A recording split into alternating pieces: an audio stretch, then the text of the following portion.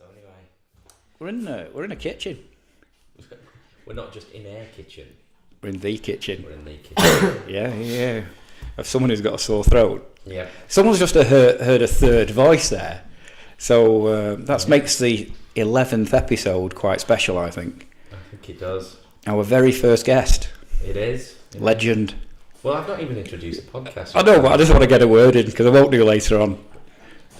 Like you've ever not got a word in. It's not going to happen. No. It's over to you. Well, hello. Welcome back to Confessions from the Backseat. Today is a special episode. We have a very special guest with us.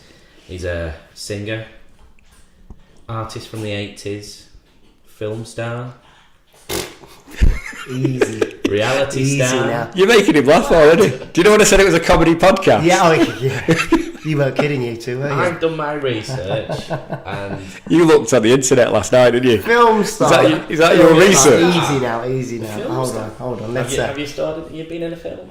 A short film. A couple of short films, but to become a film star, I think there has to be a certain amount of success attached to it. People actually have to watch the film. Yeah. You didn't think this was where this was going to start, did you? Yeah, I mean, I thought we'd just focus on the Should we do the proper other- successful You- bits, you- the musical bits. You've not said who it is yet. It's building up the tension. Okay, right. This tension, is it? Yeah. So it's our pleasure to introduce the fabulous Nathan Moore. Nathan, thank you for joining us. Yeah, it's interesting, and it should be fun to be here, I think. Oh yeah. Well, it's your house, so it's always fun in your house. Yeah, and you can kick us out whenever Yeah, you thanks want. for having us over, really. I think this will be a short podcast. Yeah. From the hub of the house, the kitchen of my home. It's a lovely kitchen, and a lot of things happen here. This is where all the fun happens, and it was fun on Friday night, apparently. So thank you. That was Kitchens with Nathan Moore, and I'm looking forward to the next podcast. Okay. I'm going to let you know. Carl's had an energy drink before we started, so I have his eyes dilated. His eyes are dilated at the moment. Raring to go. He's raring to go. His face is a touch redder than normal, so we will have to break in between to take his blood pressure just to be on the safe side. Awesome. Just to look after you. No, do you know what it is? I'm actually genuinely excited I can see. because I am an 80s child, and I was really into my music. So to be You're an 80s child. well, no, the 80s was my decade. So Red Coat in 86. Oh, were Pathelli. you? Yeah. So all the stock Aitkin and Waterman thing, and Sunita and all that, and yeah, I bet you know her as well, don't you? Of course. Yeah. Yeah. He knows everyone. We had a chat before. And Are we talking Pontins then? no, Sorry. Butlins. Butlins. Sorry, 'cause Pontins you is a said blue coat. in Wales. Yeah, right. Yes. Yeah, that's blue coats. We didn't like them. Yeah. But no, it was Pathelli in '86. Wow. And that's well, I can't believe you're saying wow. We're going to talk about being a pop star in a minute. I was a red coat for 5 minutes. Well, it's not there anymore, is it? No, because Do you know what? They knocked it down last week. did they really? Yeah, there was a thing on the internet because there's loads of groups about people who used to work at Butlins. Right. And they knocked down the main buildings last week. What did it turn into then? Since Well, it stopped being a Butlins, was it another campsite? It's like a haven or something. I don't know. Right. Okay. So it was still in existence. Yeah. Ah. Okay. How we started talking about this? I don't know. Well, you started it. Well, so now there's only 3 Butlin sites. Mine. And I'm at one of them this weekend. Oh, are you? Yeah, I'll see what you do. yeah. You've turned it round to you That's a again. shame. Well, Go on. sorry, I mean, I just have a habit of doing that. Yeah, I'm at Butlins Minehead this Saturday. I've got some competition. He ain't no competition. Yeah, that's Oh, what I'm right, saying. Yeah, turning it back to me. That's what it Yeah. sounds- This is a comedy podcast, right? I've got to say though, the harder I try, Here we are. This is yeah. Anyway, that shut everybody up. That's yeah. yeah, but okay. So, how many Butlin sites were there? Because there are only 3 now. There are you are right. You I've mentioned something, and you're a Butlins expert. I think it was like 8 or 9, and then there was the hotels as well. Yeah. But all the hotels seem to shut. But they have retro Butlins people now. I've got somebody I work with in '86, she'll find it quite funny because I know she listens to this, that she's going to get a mention. They still go out dressed as redcoats, as older people, and people who used to go in the 70s and 80s go on these retro butlins things. And oh, brilliant! So it's and I still see pictures of her in a redcoat outfit. Yeah, fantastic. And I remember when she was 19. Oh. Well, now when I go to Minehead this weekend, everyone will be dressed up. Saturday night is the night when they put on the outfit. You know, they either go as Richard Gere in Officers and Gentlemen. Yeah, that's a quite popular look. It's quite an easy one to attain, and put on. Whereas if you go for the Adam Ant or the Boy George, a lot more work is involved. But yeah, I mean, it's such a great era to borrow from. Say, oh right, who am I going to dress up like now? So Madonna's a really easy one, isn't it? With the bangles and the skirt and the leggings. And day-glow leggings are such an easy thing to acquire these days. So it just lends itself for a real great party night. And who do you go as? Well, I tell them, I'm a tribute to Nathan Moore. Oh right, okay. Yeah, okay. I said, well, the real one's got no hair and he's 20 stone now, so And do you get your chest out? 10 years ago, maybe. Not anymore. Because I've noticed we did do a little bit of research, right, and you do seem to get your chest out a lot. I think it was more in my Worlds Apart era. Oh, was it? Where we were all, Brother Beyond, a few of them were a bit heavy. Yeah. Even at the peak of their success. So it was more in Worlds Apart when we went off to France, and all of us were quite fit and agile and dancing a lot. Was that a polite way of saying you were working with chubsters? I need to afford my ex-bandmates some respect, please. I can't believe you just said to me you can't say that. You can't say that. Is that not politically correct? No. Even though in the 80s, when it was all right to say things, you can't fat shame anybody now, Carl. It's not nice. It was the 80s. It was. You could say anything then. But image was everything in the 80s. Going back to all the costumes and everything. I mean, it was the thing, weren't it? I remember being a kid and having the bottle tops on my shoes, like Bros. Yeah. And, image was the big thing, no matter what it was, whether it was showing a bit of flesh or Madonna reinvented herself every 12 months pretty much, didn't she? She was... Yeah, I mean, and part of that also was because there was only magazines and, magazines like Smash Hits, Number One, Just 17 were really important. And especially being a boy band, everyone around you would say, well, what's your look? What's your identity? Because your image was like, that was your identity and how you were gonna get more publicity. Almost, it was your brand, wasn't it? Yeah, it was your brand, and you. So yeah, the Bros with the bottle tops, that really worked. Yeah. And we had. I had metal steel toe caps showing before Bros, and they kind of nicked it and augmented it a bit. But that's fine, And I wore some braces earlier on, and but your image had to be, because if you had a good image, you'd get more, pictures in Smash Hits, and that, when it was selling 1 million copies, and there wasn't the internet, that's how you had to get yourself noticed. So if we go right back to the beginning, so where did you grow up? Hertfordshire boy. Yeah. Really. Grew up with kind of my two sisters. Into singing? My older sister Tida was in a band. Right. Called the Palm Tree Club. And I would give her lifts to band practice.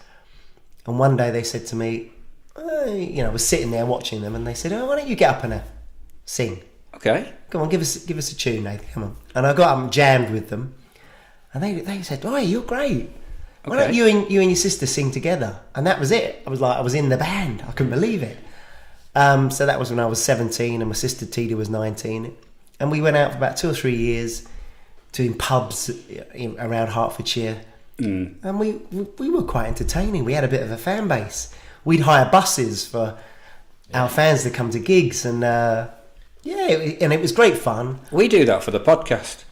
Really? No. Right, I didn't. Not yet. It might happen in the future. It'll be a special bus. I don't know about it. He just said I doubt it. We only known him 5 minutes. He's slagging us off already. Yeah, just being honest. Yeah. Just what we need, a bit of honesty. So from that band, from doing the club circuits and things like that, when was your sort of next sort of leap to I'm going to start my own band, or I'm going to form a band, or get yourself into another a couple band? of people came up to me and said, we think you should, we think you can do better than the band you're in. Right. I was like, well, and they said, look, someone then said to me, I know this guy who's looking for a lead singer, and he's got some songs. I was introduced to him. He was called David, and he said, look, there's these songs, and he played me them. He said, do you want to meet the songwriters? And so he introduced me to Carl Fish, and I really liked the songs, and I was like, well, this is so different from what I'm doing. And then they came to see me. Carl and Simon came to see me, and Simon would become Brother Beyond's manager. Yeah. He was a friend of Carl, who would become the keyboard player in Brother Beyond. They came to see me at this pub in Hampstead, and my sister Tida stripped off. She got her boobs out. Yeah. Yeah, and was like went out into the audience and shook them in front of people. And I mean, that's the sort of thing she did. She was wild and quite entertaining. And you relate all your success to this? Well, put it this way, Brother Beyond nearly had a female singer instead of me. Okay. But the first thing they said to me afterwards, said, we loved your sister, she's great, but we loved you too. And from then I kind of joined those guys, and eventually I had to say goodbye to the Palm Tree Club. And then we went rehearsing songs in house in Hampstead, and David's brother, David was the guy that introduced me to Carl. He then became part of the band. Then he brought his brother in, Egg White. So it was Egg and David in the band. Then the name Brother Beyond came about, I guess, through that. And we spent about 2 years, doing demos and stuff and looking to get a deal. And it took quite a while. It took about 2 years. So there was an objective to make records as opposed to just go out gigging? Oh yeah, we wanted to get signed, and because Carl was writing the lyrics, and Egg, really talented, musician, was doing all the music, and so Egg and Carl wrote these songs, and they were good. They were really good. I mean, winding forward 20 years, Egg went on to write songs like "Leave Right Now" for Will Young. So he had talent. He was 16 or 17 at the time. But yeah, he wrote Chasing Pavements with Adele, Warwick Avenue with Duffy. So this guy, at 16 or 17 had talent, but it just wasn't quite there yet. But you can see his potential. So you've made your demos, and then does someone sidle up to you and say, can we sign you, or would you like to come and see us? Or we had lots of interest. We had we had the head of A&R at Sony come and sit in the lounge with it. I mean, I can picture him sitting in the chair. I think it was Steve Winwood's brother. Right. Came and sat in the chair, and we played live in the lounge. So in you could play. You actually played instruments. Brother Beyond were very talented players. Yeah. I've been. What do you mean? I've done I've been watching them. Worlds Apart was a band, typical boy band in the sense of 4 guys dancing. Brother Beyond was keyboard player, guitar, and Egg could play any instrument. I thought you were all miming on those videos. Oh, shut up. It's okay. He started it. Is this a joke now? Is this the funny part? It's not funny. It does try. You're not funny. He's okay. You. When he said he's alright, he's pointed to me. It's the relentless. Yeah, sorry. Do you know what? They can see this because we're filming it. Yeah, we're filming. We've never done that before. Time, yeah, we should have said. Do you know what? When I said right at the beginning that I was giddy. Yeah. I know you're not miming. I feel really bad now. Can we edit that bit out? No. No. I mean you are. We were fans. Yeah. You know what I mean? It was dance music, wasn't it? It was what. It was pop. It was Saturday night. Put your handbag in the middle. I didn't have a handbag, but well, do you know what I mean? I saw somebody else's. You saw a lot of them then. You did. I mean, I through Pete Waterman, Brother Beyond was asked by Pete to do the pilot for The Hitman and Her. Oh right, okay. You remember that show? I do. It was in Warrington, wasn't it? It was Mr. Smith's. Yeah, we did it. I did it 7 times that show. Did you? Was it Zoe Ball as well? Was Zoe Ball on it? No. It was Michaela Strachan. Right, that was it. Yeah. Oh, you know nothing. So yeah. So we're bonding now. Mr. Smith's We had in the awkward Warrington moment. with the spaceship that used to come down. It was that was classic. So we did the pilot with Pete. I mean, and that show to me it epitomised the Saturday night. You'd get in after you coming back from a club, and you'd switch on the telly, and there was only 4 channels, and that was the only thing to watch. Yeah. And it was great. And because of that, you were focused on that. I reckon they probably had 2 or 3 million people watching it. 2, 3, 4 in the morning. You always watched that drunk though, didn't you? You'd roll in, and then you were watching a nightclub. When you think about it, it's like watching other people watching telly that people do now. Yeah. There was another famous person on that. Did you know? Well, the Take That Boys, wasn't it? Yeah. Jason Orange used to dance on it, didn't he? Yeah. I didn't really meet Jason, but someone who I do still meet from that is Wiggy. Right. Wiggy, the dancer with the mohawk. He's still out there. Really? Yeah, I met him at Butlins. He's got 94. I bet he was pushing it then, wasn't he? Yeah. He's still out there, still doing his moves. Yeah, Wiggy, still there. So it was and then all of a sudden, would you say you had overnight success? Was it all of a sudden 1 minute you're in a studio, the next minute you got girls screaming at you, or it might have appeared like that, but it wasn't like that. We had 4 records out, 4 videos, and they all flopped. And we were getting to the point where EMI had spent a lot of money, 40,000 on every video. The album would cost about 200,000, and I thought we were about to be dropped. Then there was this record industry auction, and EMI bid £25,000 to have a record produced by Stock Aitkin and Waterman.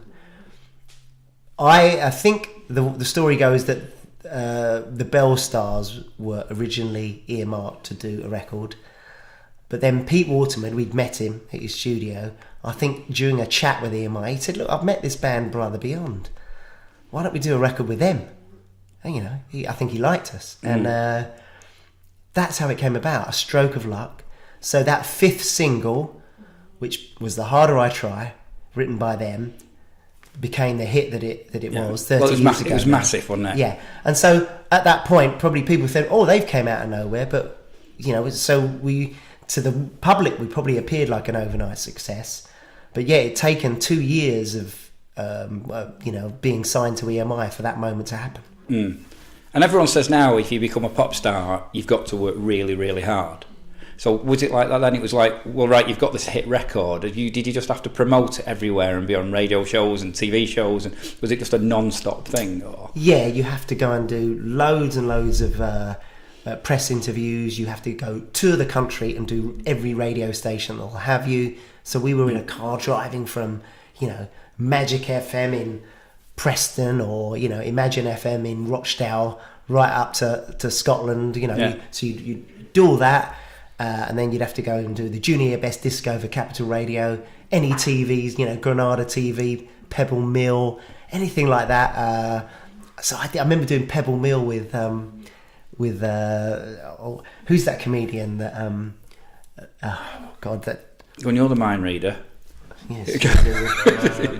Who's that comedian? Jack D. No. Okay.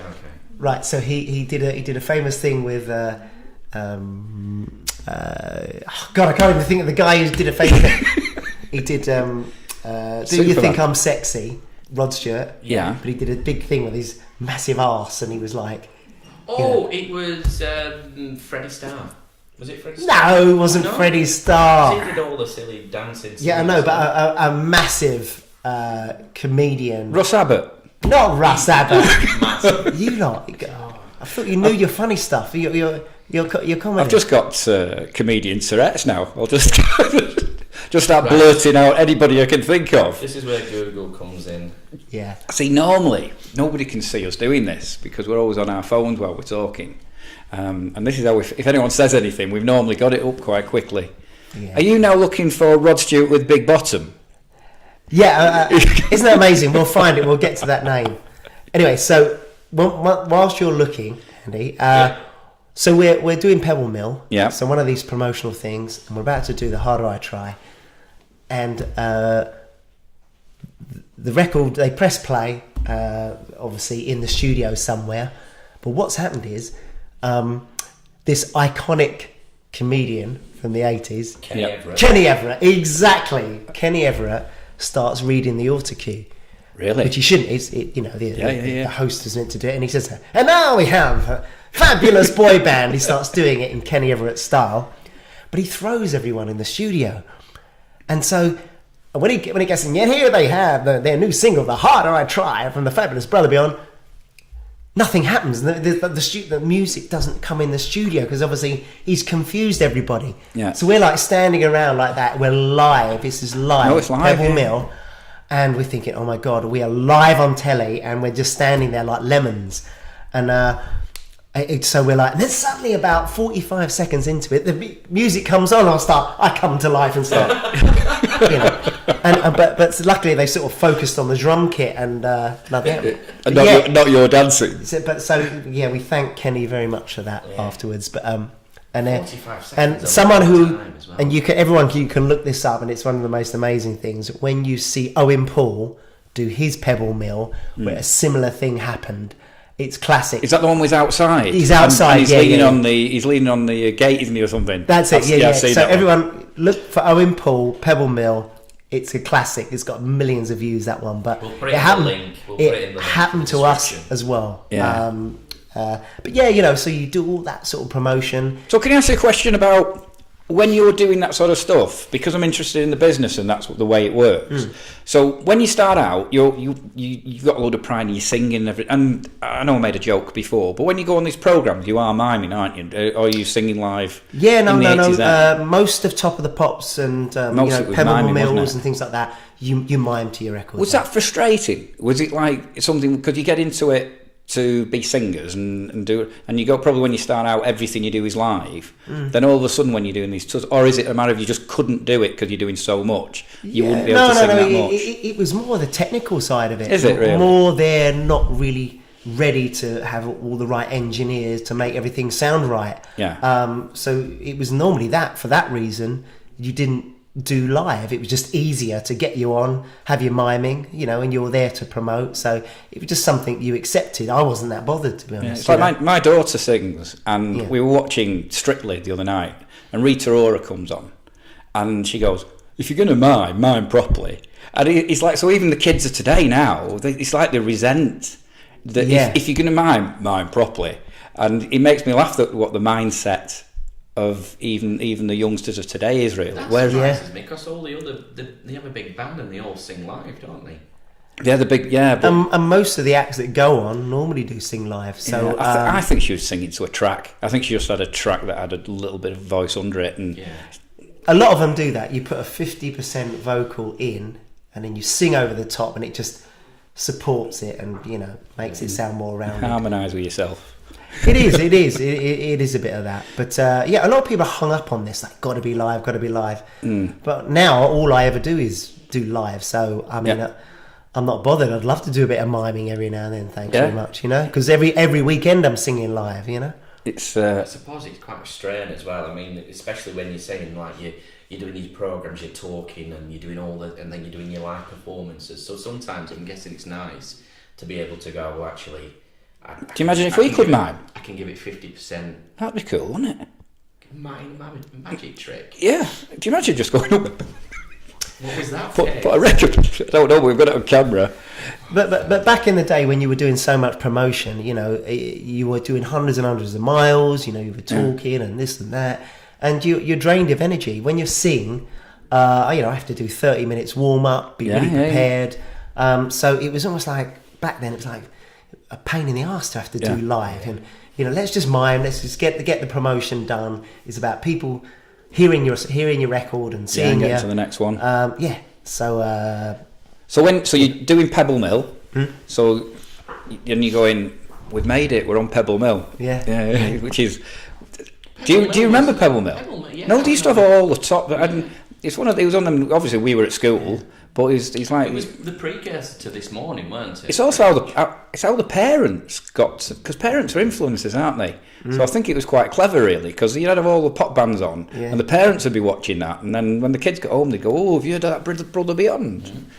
No, it had a lot of viewers, and we did Pebble Mill loads of times. Yeah. So but to be honest, you said the words, I've made it, when you did Top of the Pops. Well, that was my next thing. That was always my dream. I can remember it now, watching Bauhaus on Top of the Pops, and saying to myself, Wild in the Country. I'm going to do that. Yeah. No, wrong record. Wrong record? Wrong, yeah. That's, Is that wrong? That's Bow Wow Wow. Oh, it's Bow Wow Wow. Who I did gigs with last summer. Oh, I've just shown myself up. You have. Total fail there. Total fail. Right, Carl. The Bauhaus is like Bela Lugosi's Dead and things like that. Anyway, so I remember sitting there as a kid going, I'm going to do that. I'm going to be on that. You know, that moment when you go, Yeah. you're convinced you're going to do it. And when you finally make it happen and you're there, you're in this studio you've watched every week and dreamed about, and you go to yourself, it's tiny. It's only small. And those, you think 300 people are actually only 50 people, and there's 3 stages in this little studio, and they heard them in front of the camera, and then when you're finished performing, they herd them over to the other stage, because they're only 50 people, and it's the same 50 people they push around, and they put them around the camera to make it look busy, and you think, oh, blimey, I thought it was going to be more than this, but it's almost like a inverted TARDIS. Yeah. And you get in there, you realise, wow, on TV it looks so big, but in here it's so small. But you're still like, oh my God, it's magic to be here, you know, and it's like, you can't believe it.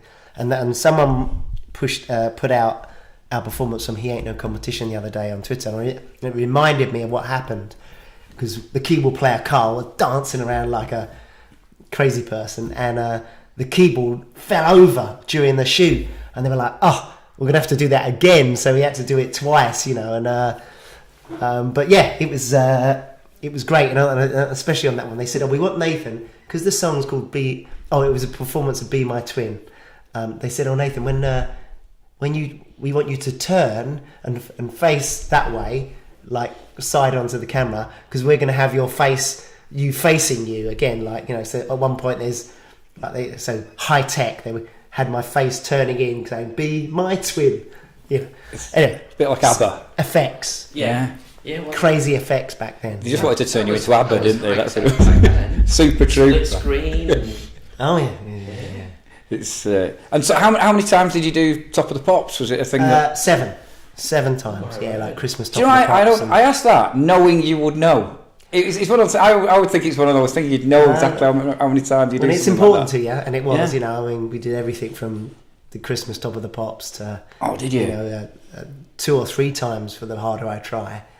You remember them, you know, and you go, all right, yeah, I've done that now. I've got them on tape somewhere, but. Were you a little bit after the Tube? Because I used to watch the Tube. Do you remember that? Yeah. So Brother Beyond were a little bit after the Tube had finished, weren't they? Or were it about... It was. The Tube had finished. Because that was one then. we used to run home from school to watch. Yeah, it was great, wasn't it? You know. That was all. But again, that was all. Paulie the Yates 80s. was fantastic, wasn't she? Wow. Anyway, I think we're going to do this in a 2-parter, aren't we? I think so, because we've got loads more stories from Nathan, and I think we've got a few more questions. I've got a few. You've got a few? Yeah, I think I'm going to have to apologise. Well, I think we should leave it there. I think you should tune in to see how upsetting Carl's going to be for the next episode. I'm going to have another Red Bull. Oh, God. Well, Please don't. Does it make you funnier? Other energy drinks are available. Let's do a part 2, because I've got loads to tell you. You told me he was Yeah. going to be kind.